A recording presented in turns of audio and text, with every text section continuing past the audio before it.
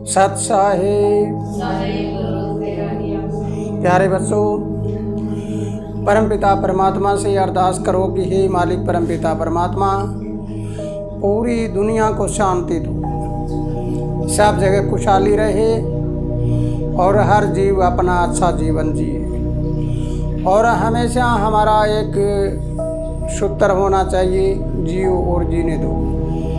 तो प्यारे बच्चों, पिछली वीडियो में आपने सुना कि बेजोड़ संबंध बनाते हैं वो नरक के समान होता है, क्योंकि उसमें सारा दिन लड़ाई झगड़ा तनाव ऐसा रहता है। तो आइए, उसके बाद में हमने आपको बताया था कि संबंध जब बनाते हैं, चाहे वो भाईचारे का हो, चाहे रिश्तेदारी का हो, चाहे अन्य संबंध हो, उस संबंध को पहले जांच करके और फिर बनाना चाहिए। इससे पहले अगर हम संबंध बनाते समय कोई बातों का ध्यान रखें तो किन किन बातों का ध्यान रखना चाहिए, इस बात के बारे में हमें पूरा ध्यान देना है। अगर संबंध बनाते समय हम अपने विचारों के आदान प्रदान का ध्यान रखें, मेरे मित्र मेरे विचार, मेरे दुश्मन मेरे विचार, ये सब समझकर कुदरत ने जो हमें जीवन दिया है, उस जीवन में हर एक इंसान की अपनी अपनी योग्यता होती है, अपने अपने ठिकाने होते हैं और हर इंसान की अपनी अपनी विचारधारा होती है। एक विचार जो होते हैं वो मित्रता होती है और विचार में भिन्नता होती है, वो शत्रुता होती है। ये शत्रुता पति पत्नी में भी होती है, बहन भाई में भी होती है, बाप बेटे में होती है और परिवार रिश्तेदारी में भी होती है, सब जगह होती है।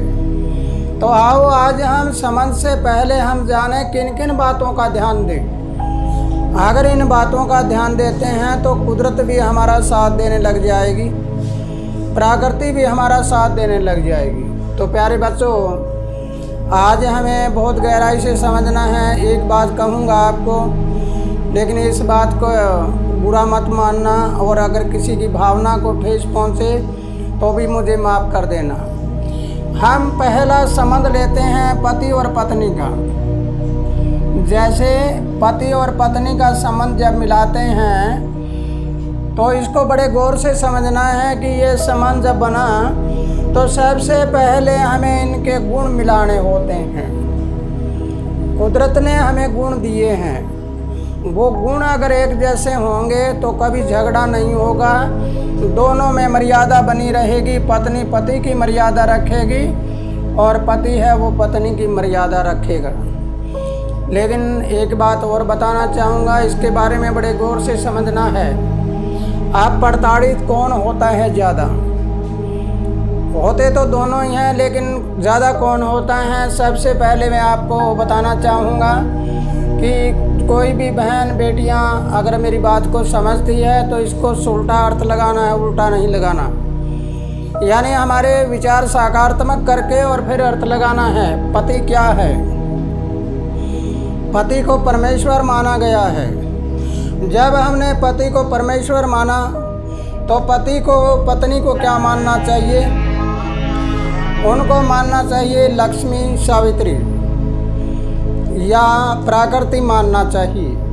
अब दोनों एक दूसरे में मानते हैं, अगर इनकी गुणवत्ता बराबर होगी, एक जैसी विचारधारा होगी, तो दोनों एक विचार में रहकर ये इसकी मर्यादा निभाएगा, ये इसकी मर्यादा निभाएगा।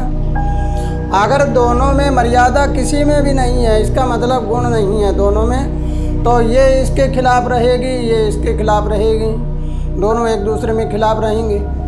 फिर क्या होगा? तो आइए हम शुरुआत करते हैं एक बार पति से। पति पीड़ित कैसे होते हैं, इसके बारे में समझना है आपको। पत्नी भी पीड़ित होती है, लेकिन पति भी होता है। पति पीड़ित इसलिए हैं कि मैं उन बहनों का जिक्र नहीं करता, उन बेटियों का जिक्र नहीं करता जो समय अपने पैरों पे खड़ी है, लेकिन मैं उनका जिक्र करता हूँ जो कुछ करता भी नहीं है और ना करने के बाद भी वो कैसे परेशान करती है। सबसे पहला काम है, पति जब अपने काम पर जाता है तो इसे काम की चिंता होती है। अगर ये काम करके ना लाया तो इनको देगा क्या। अब एक चिंता तो ये हुई। फिर दूसरा ये देखता है कि जब बाहर चला गया तो अगर ये लेट हो गया थोड़ा आने में तो पीछे से कहेंगे कि इतना समय कहाँ लगाया। दूसरी पीड़ा फिर खड़ी हो गई। और उससे आगे चलकर कहा कि मुझे ये चाहिए, मुझे ये चाहिए, मुझे ये चाहिए, घर में चाहिए, अपना कपड़े लत्ते चाहिए, और भी बहुत सी बातें होती है वो चाहिए। तो ये एक तीसरी परेशानी ये हो गई। अगर ये पूर्ति नहीं करी तो दोनों में एकदम से विपरीत हो जाते हैं, झगड़ा पैदा हो जाता है। फिर हम इससे आगे चलें। जब पति काम करके घर आ गया तो घर आने के बाद में अगर छोटा सा काम ना हुआ तो आते ही और घर में कलह शुरू हो जाती है। अब फिर इसकी प्रताड़ना शुरू हो गई, फिर ये तंग होता है। ऐसी स्थिति हो जाती है कई घरों में तो खाना भी नहीं खाते। खाना खाने के वक्त लड़ाई झगड़ा कर लेते हैं, इधर बच्चे कहीं फिरते हैं और आप कहीं रहते हैं। इस प्रकार ये करते करते बिना खाना पीना करे सो जाते हैं। आप सोचिए ये बेजोड़ संबंध है, कितना नरक है। ये नरक के समान हो जाता है। फिर ये पीड़ित आगे चल के सुबह उठता है तो उसी पीड़ा में उठता है। वो पीड़ा में फिर काम करने के लिए जाता है। वहाँ भी किसी के अंडर काम करता है, चाहे ऑफिस में करता हो चाहे कहीं करता हो। वहाँ अगर छोटी सी बात हो तो उसका दिमाग फिर विपरीत हो जाता है। ऐसे करके इस पति की उम्र अगर 100 वर्ष भी हो तो ये 60 वर्ष में बूढ़ा हो जाता है। 60 वर्ष में पूरी तरह से बुढ़ापा छा जाता है इसमें। तो प्यारे माताओं, बहनों और बेटियों, जो भी मेरी इस आवाज़ को सुने वो इसके ऊपर गौर करना है। घर में लड़ाई झगड़ा नहीं करना। अगर बेजोड़ शादी हो जाए तो भी उसको जोड़ बना लेना है। फिर यही हालत होती है पत्नी की। कुछ धर्म पत्नी ऐसी होती है जो खुद काम करती है और पति बिना काम किए खाता है। अब ये घर से जाती है तो अनेक प्रकार के सवाल खड़ा करता है वो, और इसके साथ झगड़ा करता है। जब ये घर में आती है तो घर में भी लड़ाई झगड़ा करना और करना। जो हालत पति की होती है वही पत्नी की हो जाती है। आप ज़रा देखिए, दोनों में भिन्नता देखिए, ये जीवन कैसा है। इसलिए शादी करने से पहले आप जोड़ मिलाकर देखिए। अगर जोड़ मिलता है तो समझ जोड़िए, अन्यथा मत जोड़िए। किसी के साथ धर्म भाई बनते हैं, धर्म बहन बनती है, या कोई अन्य रिश्ता नाता करते हैं तो भी जोड़ मिलाकर देखिए, विचार मिलाकर देखिए। उसके बाद में अगर हम कोई भी रिश्ता करते हैं, कोई व्यापार करते हैं, किसी को सिर मिलाते हैं, कोई साझा काम करते हैं तो भी जोड़ मिलाकर देखना, अन्यथा आगे चल के वही उसी तरह झगड़ा पैदा हो जाता है। जहाँ झगड़ा पैदा हो जाता है वहाँ पर क्या होता है, वहाँ नरक हो जाता है।